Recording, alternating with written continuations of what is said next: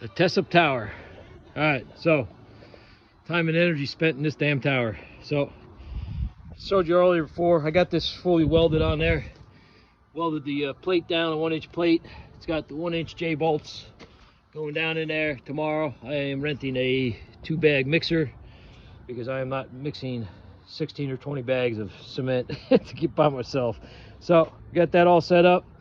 I just did 2 tack welds, 1 on each side for the I-beam. Still got that little beam here still has to be flexed down just a little bit. It's so close to level, but it's tilting in.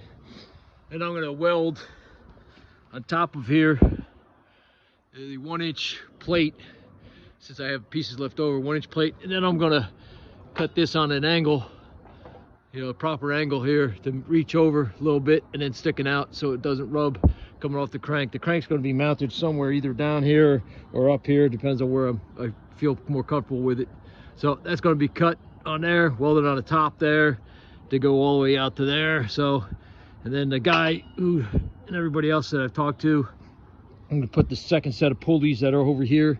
I'm going to probably weld them right to the face of the I-beam right there. So the pull will go from there.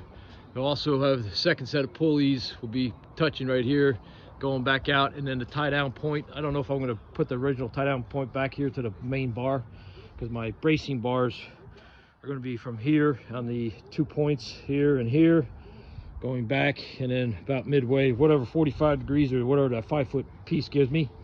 So it'll be pretty good for the size. But that's the overall design of it right now. And pouring cement tomorrow to get this thing set.